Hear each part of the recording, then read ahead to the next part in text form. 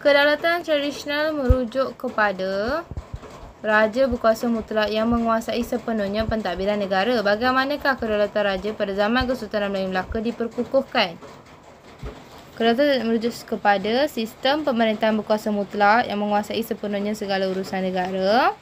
Kedaulatan ini wujud sejak tamadun awal manusia. Negara kita pula berpaksi kepada kedudukan Raja-Raja Melayu. Kedaulatan terletak pada kuasa kewibawaan raja. Raja merupakan pemerintah yang mempunyai kuasa tertinggi. Kedudukan dan kedaulatan raja diperkukuh oleh taat setia rakyat. Jadi, pengesahan majlis raja-raja salah.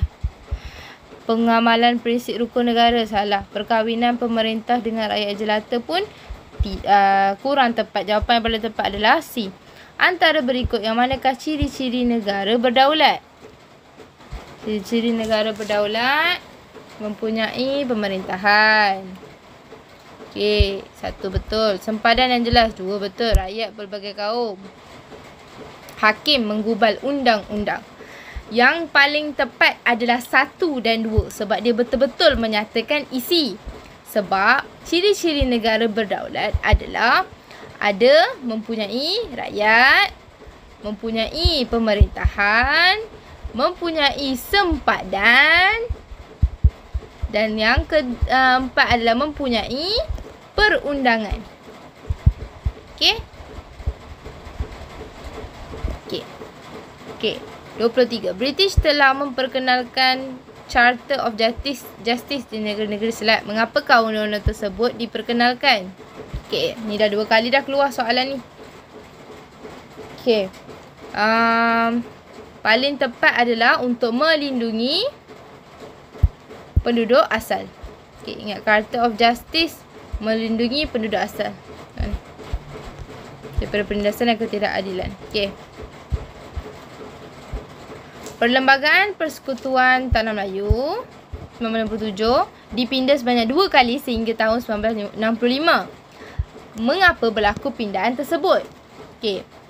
Pembentukan Malaysia, pindahan adalah dengan cara memasukkan klausa baharu.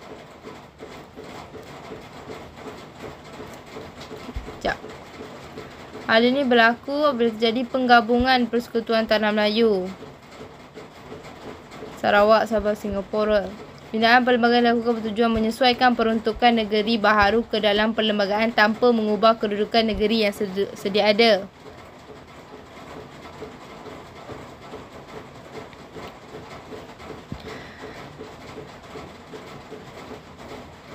Pindahan perlembagaan yang utama yang dilakukan 1993-1965 melibatkan struktur Mahkamah Atasan dan juga pemisahan Singapura. Okey, 1 betul.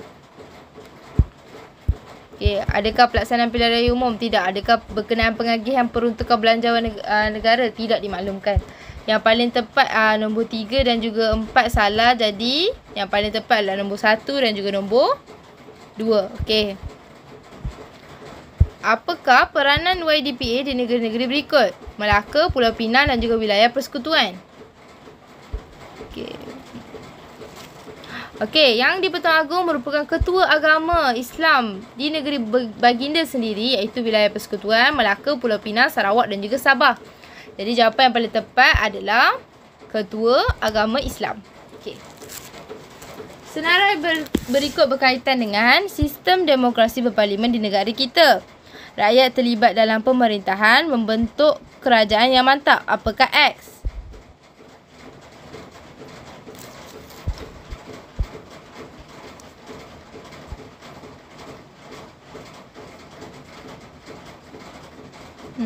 Amalan pilihan raya, kebebasan asasi. Jawapan yang paling tepat adalah memilih pemimpin yang berwibawa. Okey. Senarai bersama ialah perkara yang membolehkan Parlimen dan Dewan Undangan Negeri menggubal undang-undang untuk perkara yang sama. Antara berikut yang manakah perkara dalam senarai bersama? Okey, perkara dalam senarai bersama adalah kebajikan awam, biasiswa tak ada, perlindungan haiwan liar dan Ya, siswa perlindungan haiwan liar dan taman negara, tak ada. Perancangan bandar dan luar bandar, tak ada juga. Kesihatan awam, kebersihan dan pencegahan penyakit. Kebudayaan dan sukan, ada. Perumahan, tak ada.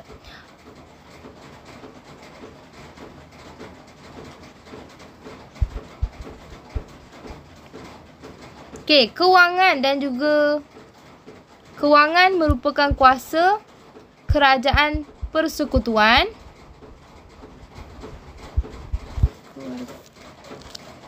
Begitu juga dengan kewarganegaraan. Baik. Jawapan yang paling tepat adalah 3 dan 4D. Okey, 28. Mengapa mesyuarat menteri besar dan ketua menteri yang dipengerusikan oleh Perdana Menteri diadakan? Soalan yang sama dengan trial sebelum ini. Jawapan yang tepat adalah D. Dasar. Okey, kena ingat. Sorry. Allahuakbar. Kena ingat, mesyuarat menteri besar dan juga ketua menteri dipengerusikan oleh ada MB, ada ketua menteri yang dipengerusikan oleh Perdana Menteri untuk dasar. Okey, membincangkan pelaksanaan dasar. Okey. Pada peringkat awal, penduduk Sabah berasa curiga dan bimbang dengan rancangan pembentukan Malaysia. Mengapa situasi tersebut wujud? Sabah sedang berkembang dalam kegiatan perdagangan manakala sistem perkhidmatan awam semakin baik. Sementara itu, kehadiran pasukan tentera British menjamin keselamatan mereka. Oleh itu, penduduk berpendapat bahawa tiada keperluan untuk bergabung.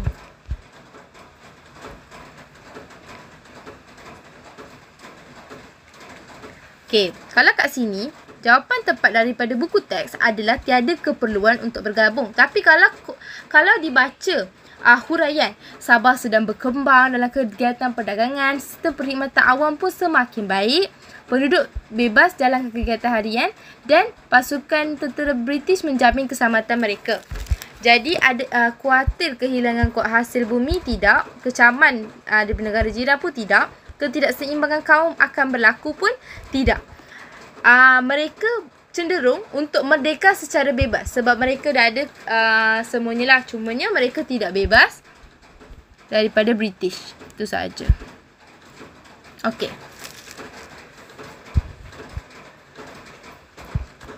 Suruhanjaya Cobalt ditubuhkan oleh British bagi melicinkan proses pembentukan Malaysia. Apakah peranan Suruhanjaya tersebut? Peranan.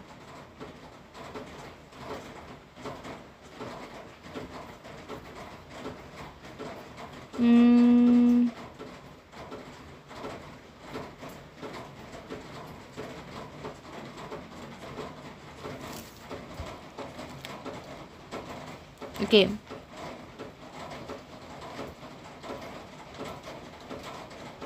Menilai bantahan negara jiran, salah. Menyediakan rangka perlembagaan,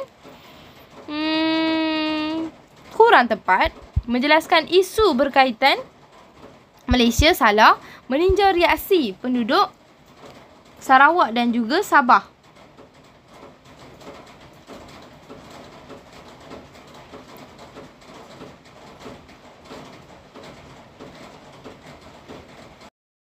Paling tepat adalah D. Di mana kat sini kan Suruhanjaya ni bermaksud Suruhanjaya Cobalt. Allahuakbar. Okey. Meninjau reaksi penduduk Sabah. Okey. Alasan berikut digunakan oleh Lee Kuan Yew untuk membawa masuk Singapura dalam Persekutuan Malaysia pada tahun 1963. Melemahkan ancaman komunis, mempercepatkan proses kemerdekaan. Mengapa Singapura dipisahkan daripada Persekutuan Malaysia pada tahun 1965?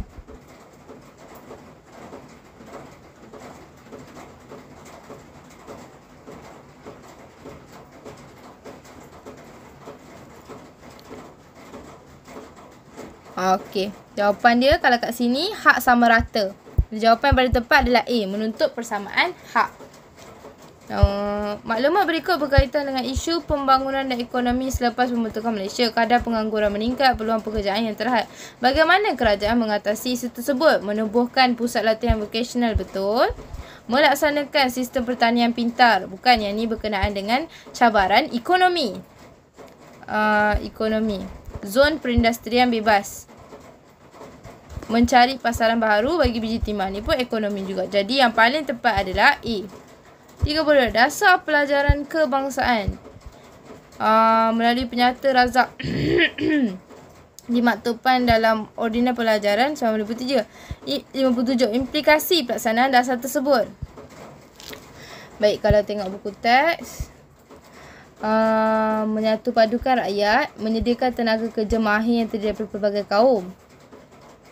Okey, yang paling tepat adalah menyediakan tenaga mahir, betul, yang tak ada satu buang. Meningkatkan kualiti perkhidmatan awam. Bukan, ini berkenaan dengan pelajaran. Jadi, nombor 4 salah. Jadi, jawapan yang paling tepat adalah A. 1 dan 2. Memperkukuhkan perpaduan negara. Perpaduan kaum, maafkan cikgu. Okey.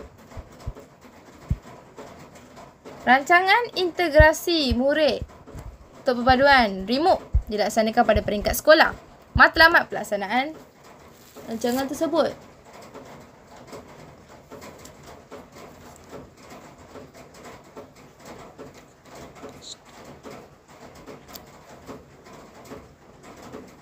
Okey. Okay.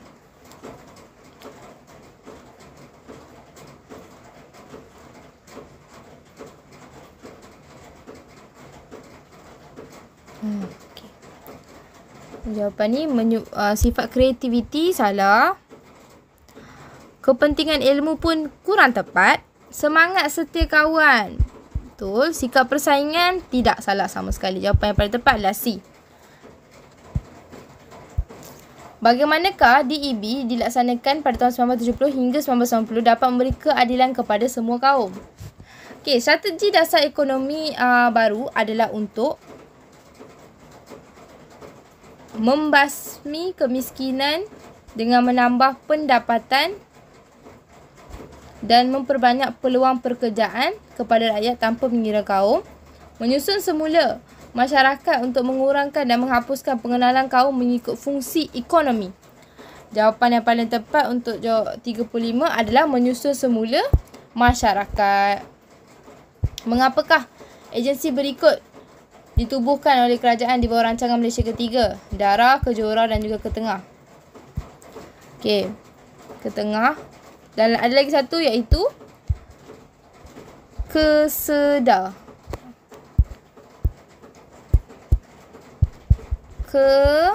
Kesedar iaitu Lembaga Kemajuan Kelantan Selatan. Okay. Keempat-empat ini adalah untuk melaksanakan pembangunan wilayah. B. Mengapakah Malaysia menganggotai PBB setelah mencapai kemerdekaan?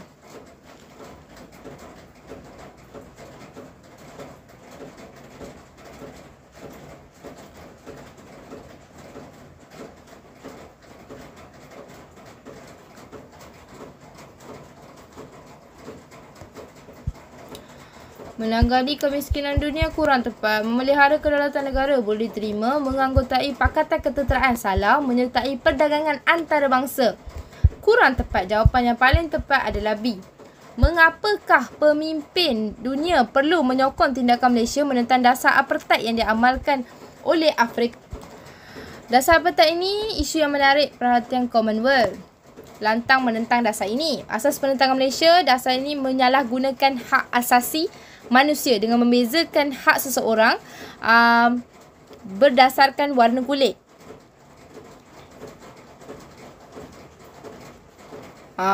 Yang paling tepat adalah pengamalan diskriminasi kaum.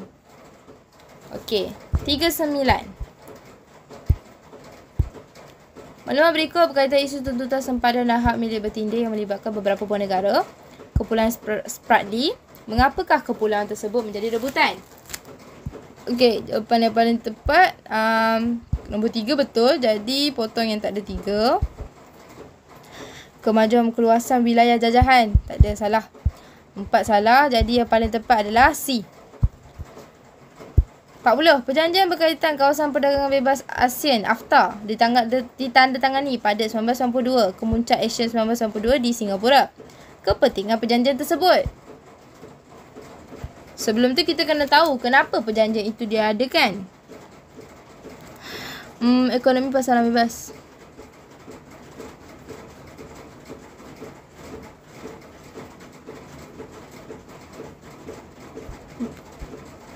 Malaysia bersetuju untuk mempermudah dan meningkatkan perdagangan semasa anggota ASEAN. Hal inilah yang membawa kepada kelahiran AFTA 1992. Menjadikan kawasan ASEAN sebagai tempat produksi yang kompetitif bagi hasil keluaran negara ASEAN. Kerjasama ekonomi dalam kalangan negara ASEAN dapat dilaksanakan melalui AFTA, terutama untuk mengurangkan tarif dan juga cukai barangan. Okey, jawapan yang paling tepat adalah D.